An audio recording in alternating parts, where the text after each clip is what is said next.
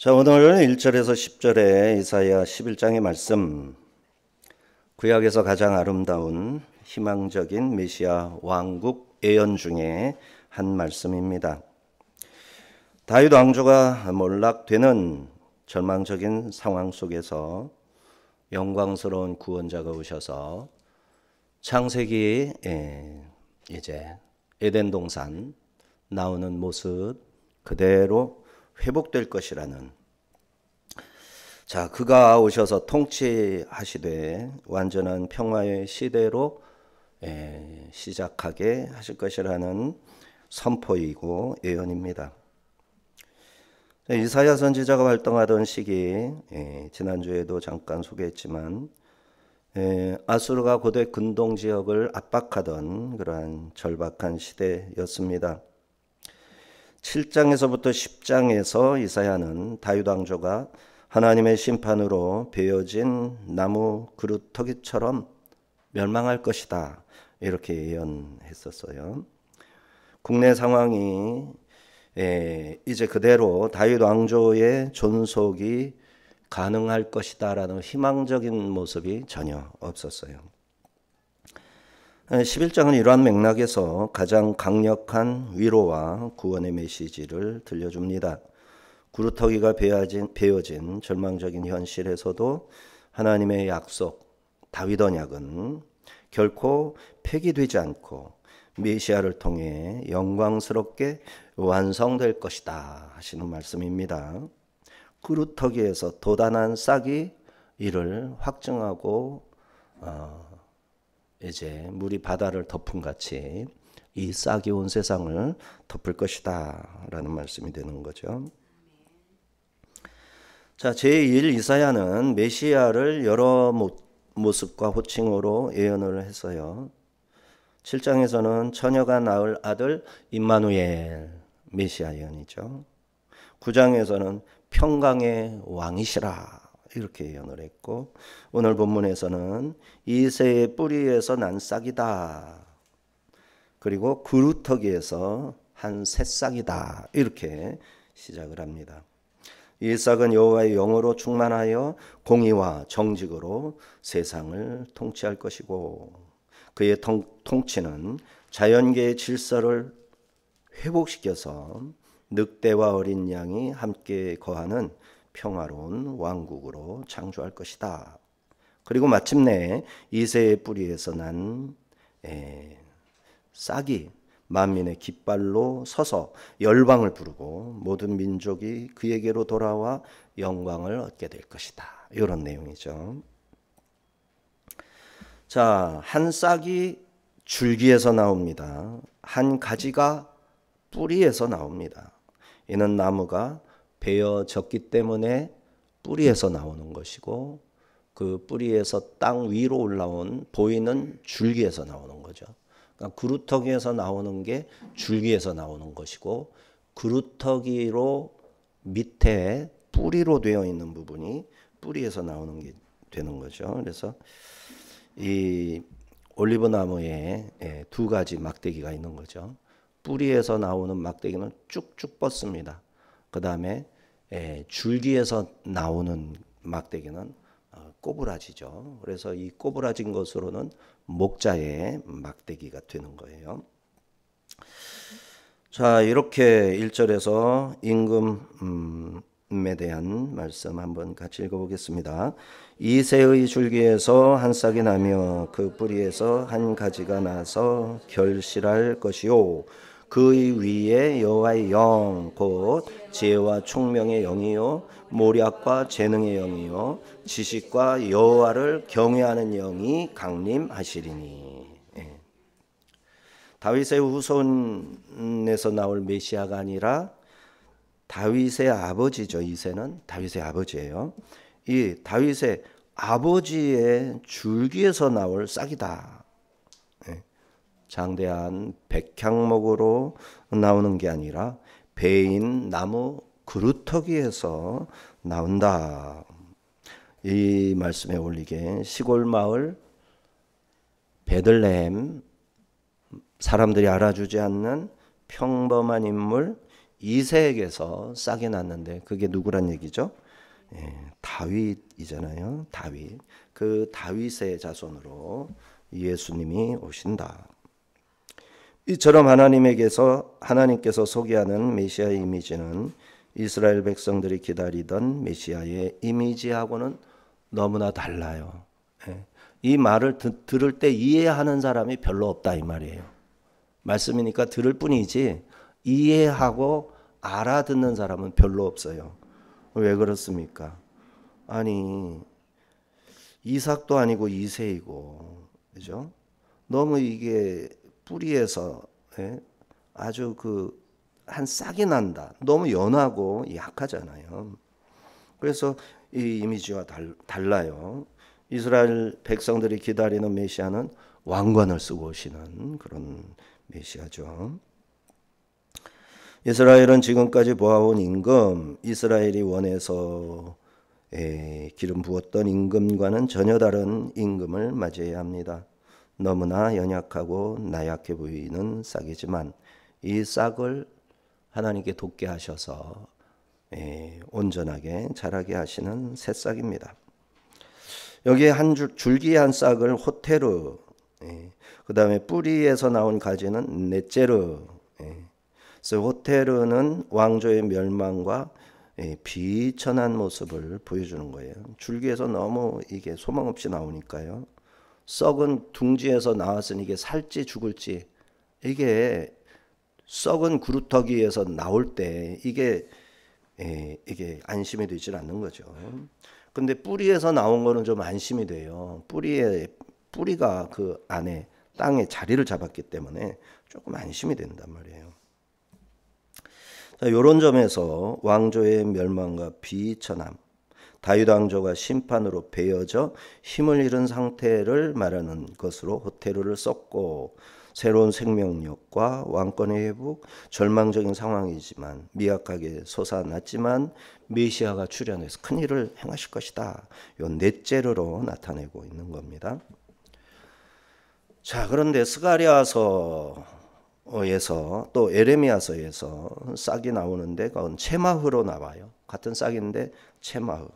하나님의 공의와 번영, 메시아의 기능적이고 공적인 역할을 강조하고 그의 통치가 가져올 결과를 나타내는 체마흐. 스가랴서의 그 싹 체마흐는 메시아가 여호와의 종이자 제사장의 왕으로서 성전 재건과 죄를 제거할 것을 강조하는 제마이고, 이사야 선지자도 여기서 2절에서도 연한 싹, 오신 임금이 어떤 임금인지 자세히 묘사를 하죠. 연한 싹에 성령이 강림하시죠.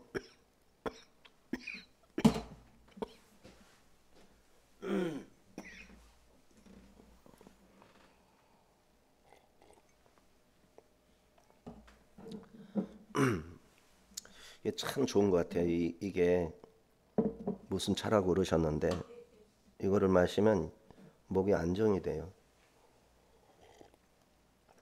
너무 맛있어서 한 잔 더 했습니다. 한 모금. 자, 그래서 이 성령이 이렇게 덮치잖아요. 성령님은 여호와의 영, 지혜와 총명의 영이죠. 모략과 재능의 영으로 지식과 여호와를 경외하는 영으로 소개가 됩니다. 성령의 성품이라고 말할 수 있죠. 지혜와 총명을 묶었죠. 여호와의 영일 때는 의심의 여지 없이 성령이니까요. 모략과 재능의 영, 모략과 재능을 묶었고 지식과 여호와를 경외함, 두 가지를 묶었어요. 이로써 성령의 충만함이 이제 이 여섯 인격이 다 여호와의 영으로 해서 다 묶이는 거죠. 메시아의 인격과 통치의 이 성령의 성품과 인격이 그리스도의 인격과 성품이 되어서 다 그 통치에 나타날 겁니다. 메시아 안에서 성령님의 인격과 능력이 또 완전하게 발휘되는 것이죠. 그러니까 메시아는 성령에 의존되고 성령은 메시아를 통해서 나타나고 이런 관계가 되는 것이고, 마찬가지로 지혜와 총명도 모략과 재능도 지식과 여호와를 경외함도 같이 존재하여 서로에게 보완하는 어떤 역할을 하는 거죠. 자, 장차 하나님은 다윗의 후손 가운데서 의의 왕을 세우실 겁니다. 그는 철저히 하나님의 뜻을 따르는 지혜의 왕이고 하나님의 의를 세상에 실현하는 정의의 왕이 될 거예요. 그가 통치하는 땅은 안전하고 정의롭고 평화로울 겁니다.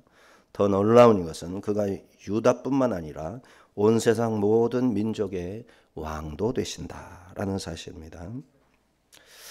이미 9장에서는 메시아는 다윗의 왕자, 다윗의 나라에 군림하여 완전한 통치를 행하실 것이다 했었어요. 9장 6절 7절을 읽어보면 이는 한 아기가 우리에게 낳고 한 아들을 우리에게 주신 바 되었는데 그의 어깨에는 정사를 메었고 그의 이름은 기묘자라 모사라 전능하신 하나님이시라 영존하시는 아버지라 평강의 왕이라 할 것임이라. 그 정사와 평강의 더함이 무궁하며 또 다윗의 왕자와 그의 나라에 군림하여 그의 나라를 굳게 세우고 지금 이후로 영원히 정의와 공의로 그것을 보존하실 것이라. 만군의 여호와의 열심히 이를 이루리라. 자, 여기서 메시아의 왕권, 그의 통치가 자세히 설명되어 강조되었죠. 11장은 구루터기에서 난 싹이라는 메시아의 기원, 또 그 메시아의 통치 방식이 이제 쉽지 않을 것이다라는 이런 고난과 섬김의 왕권을 조명해 주고 있어요. 그의 인격과 왕권을 얻으시기 위해 택하신 어렵고 힘든 방식, 메시아가 감당하실 고난을 연한 싹이 드러내고 있는 겁니다. 3절 4절 같이 봅니다. 그가 여호와를 경외함으로 즐거움을 삼을 것이며 그의 눈에 보이는 대로 심판하지 아니하며 그의 귀에 들리는 대로 판단하지 아니하며 공의로 가난한 자를 심판하며 정직으로 세상에 겸손한 자를 판단할 것이며 그의 입의 막대기로 세상을 치며 그의 입술의 기운으로 악인을 죽일 것이며 공의로 그의 허리띠를 삼으며 성실로 그의 몸의 띠를 삼으리라. 이 3절 4절 내용이 그 당시 이스라엘 백성의 현실과 직접적으로 관련 있는 말씀입니다. 얼마나 즐거운 일이 없으면, 그죠? 얼마나 가짜 즐거움이 많으면 여호와를 경외함이 즐거움이고, 그죠? 얼마나 거짓 현상이 많으면 눈에 보이는 대로 심판하지 않고, 얼마나 거짓말이 들리면 들리는 대로 심판하지 판단하지 않고, 얼마나 공의가 굳고 악한 것이 정의의 자리에 앉아 있으면 공의로 가난한 자를 심판하고 정직으로 세상에 겸손한 자를 판단하고, 얼마나 총과 칼과 이런 악한 것들이 연약한 이들을 살육하고 죽이고 못되게 굴면 그 메시아는 입에 막대기, 입에서 나오는 막 대포알도 아니고 입에서 나오는 막대기, 그죠? 이걸로 세상을 치고 입술의 기운으로 악인을 죽이고 공의로 그 허리띠를 삼고 성실로 그의 몸의 띠를 삼으리라. 그죠? 현실과 정반대된 모습으로 메시아가 오시는데 완전한 통치, 완전한 말하자면 그 자세하고 공의로운 판단과 통치와 심판을 행하신다 이런 거죠. 이렇게 메시아는 심판주이신데 눈에 보이는 대로 심판하지 않으십니다. 귀에 들리는 대로 판단하지 않습니다. 공의로 가난한 자를 심판하십니다. 정직으로 겸손한 자를 판단하십니다. 이것이 메시아의 공의입니다. 메시아는 법 집행자이신데 입의 막대기 곧 말씀으로 세상을 치십니다. 즉 심판 시에 말씀이 방망이가 될 겁니다. 메시아는 사형 선고를 집행하시지만 그 입술의 기운으로 악인을 죽일 겁니다. 그런데 메시아의 허리띠는 공의입니다. 몸에 띠는 성실입니다. 공의로 일하시고 성실로 옷 입으셨습니다. 공의와 성실이 함께 등장할 경우 심판을 말하곤 합니다. 심판에 의해 공의가 실현되었기에 다윗 왕조가 배임을 당한 것이었죠. 하나님이 심판하시니까 다윗 왕조가 망해가는 겁니다. 그리고 나서야 그 뿌리에서 싹이 나게 되고 다시 시작할 수 있게 하시는 겁니다. 이것이 하나님의 공의입니다. 허리를 띠띠고 힘써 수고하시는 메시아, 그리고 그의 사랑하던 다윗 왕조가 배임을 당하고 나서야 겨우 그 구루터기에서 연한 싹이 나오시는 메시아. 어떤 공통점이 있을까요? 힘써 수고하고 연한 싹이 자라나 6절 9절의 평화가 메시아의 왕국에 펼쳐지게 된다라는 이 말씀에서 힘과 영광은 나중이다. 어떤 나중? 멸망한 다음이다. 우리나라하고 너무 일치하지 않습니까? 우리나라가 온전히 하나님이 세우실 때 소원하시고 믿는 자들에게 소망을 주어서 목숨을 바쳐 세운 거잖아요. 독립군이 우리나라 세운 거 아닌 거 잘 아시죠? 독립군의 그 투쟁과 헌신은 우리의 정신을 지탱하고 이끌어준 그 역할을 한 것이고, 우리나라를, 멸망한 나라를 다시 세운 것은 우리 프로테스탄트들이에요.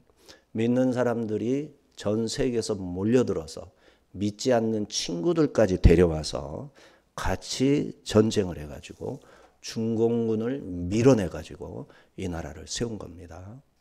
그리고 이 나라가 부흥하고 발전할 수 있었던 것은 복음을 둔 프로테스탄트들이 이렇게 이 나라에 달려온 거예요. 카톨릭이 세운 게 아닙니다. 프로테스탄트들, 개혁자들이 세운 나라예요. 이 나라는. 헌법도 성경에 가장 일치하는 헌법을 가진 나라가 우리나라예요. 이런 자부심을 우리가 가지고 있어야 됩니다. 그런데 그 참으로 아름답고 선하고 완전한 이 나라 설립 세운 국가 세울 때 그 뜻과 이념에 가장 적절하게 회복되려면 어떻게 된다고요? 싹 정리돼야 될 것 아닙니까? 뭔가 가득하게 퍼져 있는 곰팡이, 세균 이런 것들을 다 긁어내야 될 것 아닙니까? 그러려면 어떻게 되는 거예요? 이 나라가 굉장히 어려워져야 된다. 이 나라가 굉장히 멸망에 가깝거나 멸망한 상태 이전으로, 그러니까 일본에게 넘어갔던 상황으로, 혹은 중공군이 들어와서 완전히 이 나라를 덮어서 소망이 없어 온 교회가 새벽마다 밤중에 잠도 자지 않고 철야로 기도했던 그 상태로 돌아가야 뭐가 있다? 소망이 있을 것이다. 왜? 끄떡하지 않고 있기 때문에. 교회가 끄떡하지 않고 있기 때문에. 이 말이 뭐예요? 철야 기도를 하고 있지 않기 때문에. 나를 위해 금식하고 있지 않기 때문에. 나라의 상황을 회개하며 기도하고 있지 않기 때문에. 그 상황으로 가야 드디어 회개할 것이고 금식할 것이고 그때가 되어야 기도할 것이기 때문에 그렇게 되는 겁니다. 이거를 우리가 그렇게 반드시 되리라 이게 아니에요. 그렇게 될 가능성이 있는 이 시국에서 우리가 절박하게 붙잡아야 할 게 무엇이고 그것은 얼마나 애절하고 절박해야 할지 그걸 말하고 있는 거예요. 알아들 사람은 알아듣겠죠.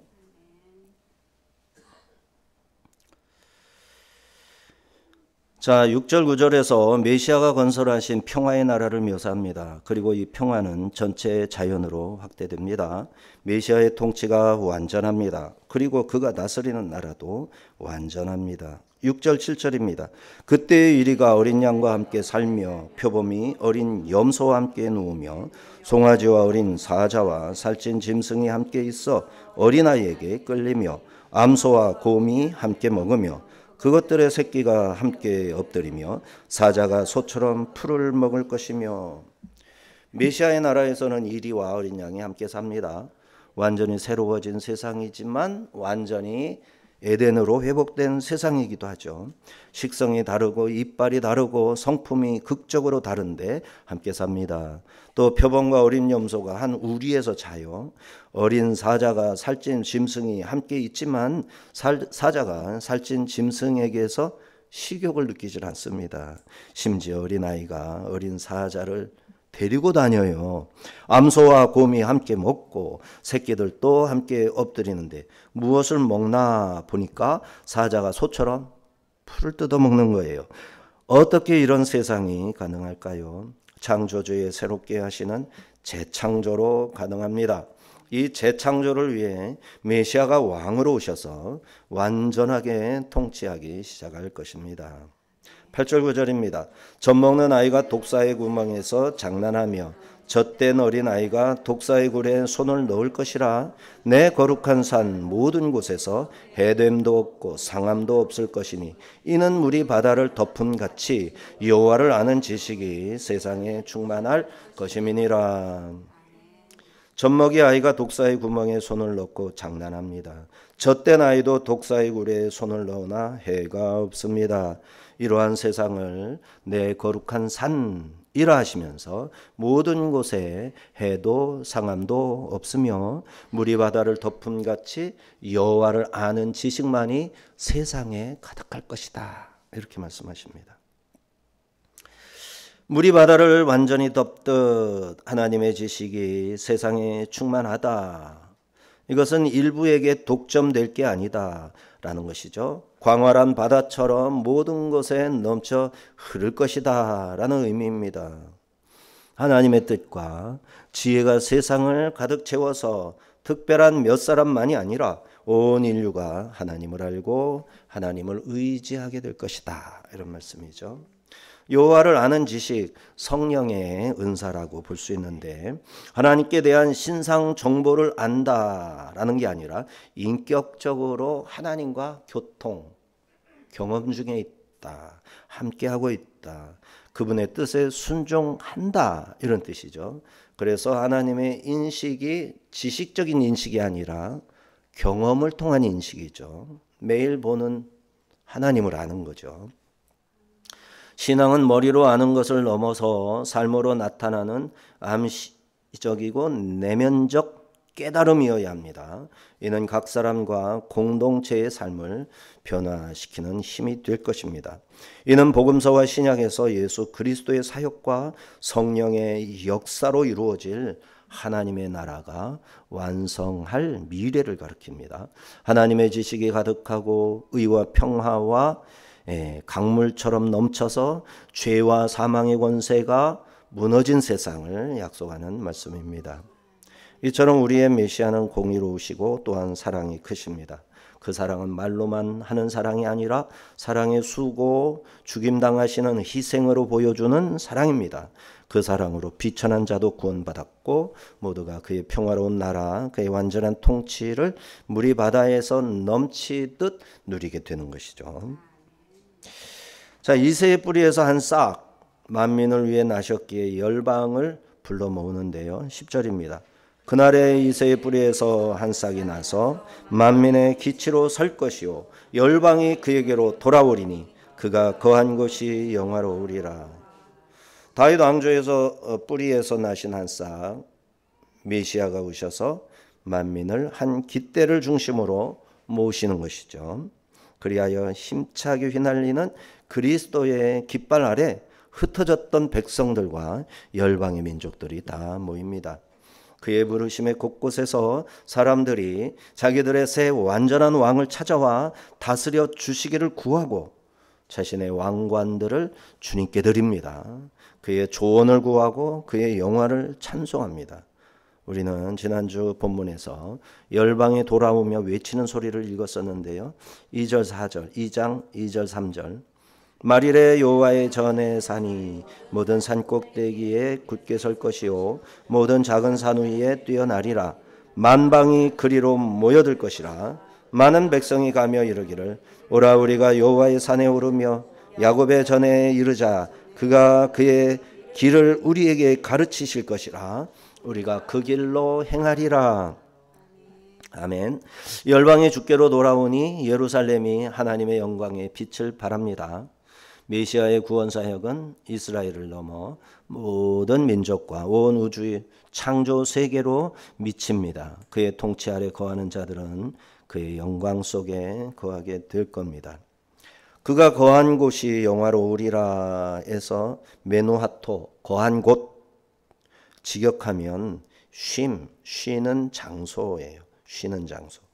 그래서 이 메누하토에서 누아에서 누아흐, 노아시죠. 노아는 안식하다, 그죠? 안식하다의 뜻이에요. 노아라는 말이 이 속에 들어가 있어요. 3인칭 단수 소유격으로 들어가 있어가지고 그의 쉬는 장소. 그러므로 메시아가 이 세상에서 구속 사역을 다 마치고 나서 영광스러운 낙원에 들어가 그곳에서 안식하신다라는 의미가 여기에 들어있는 겁니다. 그날이 되면 열방의 성도들이 그리스도의 나라로 들어가서 그가 안식하는 곳에서 영화롭게 될 것이다. 희망적인 약속의 말씀이다. 이 말씀입니다. 이러한 참 안식, 그리스도를 믿는 우리가 얻게 될 거고 믿음을 통해 그날의 영광을 교회와 성령을 통해 미리 우리가 맛보고 부분적으로 아는 것입니다. 자, 우리는 이 예언이 나사렛 예수를 통해 역사 속에 성취되었음을 압니다. 그는 비천한 목수의 아들로 오셔서 다윗 왕조의 영광이 아닌 고난과 성김의 길을 걸으셨고 십자가의 막대기로 세상을 쳐서 죄와 사망의 권세를 깨뜨리셨습니다. 이제 이새의 뿌리에서 나신 그리스도는 만민의 깃발로 십자가 높이 세워지셨습니다. 이 깃발 아래 모인 모든 열방과 성도들은 이런 복을 누릴 겁니다. 물이 바다를 덮음같이 여호와를 아는 지식이 우리 안에 충만하고 성령을 통해 그리스도를 인격적으로 만나고 그분의 뜻에 순종하는 참된 깨달음과 기쁨이 우리를 채울 것이에요. 그리스도는 우리를 위한 모든 구속사역을 마치시고 영광스러운 보좌에 앉으셨어요. 그가 거한 곳이 영화롭듯 그리스도를 믿는 우리 모두는 그분의 평화로운 통치 안에서 참된 안식을 누릴 겁니다. 11장에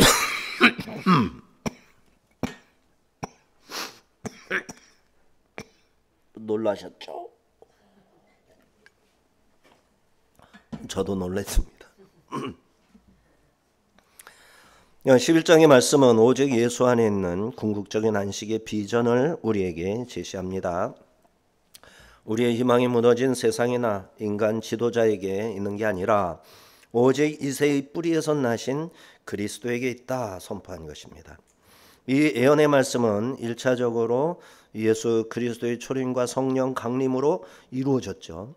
그리스도 안에 있는 우리 교회 안에 거하시는 여호와의 영을 알고 나를 성전 삼아 거하시는 여호와를 경외하는 영이 우리와 함께하므로 이로써 우리는 성령을 통해 불의가 뭐고 하나님의 의가 무엇인지 알 수 있기에 거짓을 멀리할 수 있고 공의와 정직을 추구할 수 있고 떠들썩하고 어지러운 세상에 살면서도 평화의 왕이신 주님 안에서 부분적인 안식을 누리게 되는 거죠.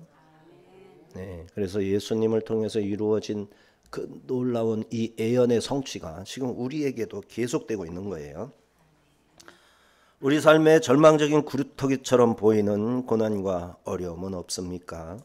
하나님은 그 구루터기 속에서 가장 연한 싹을 돋게 하셔서 물이 바다를 덮음같이 생명을 살리는 온전한 지식을 우리에게 충만하게 하시고 가장 완전한 통치를 시작하신 겁니다.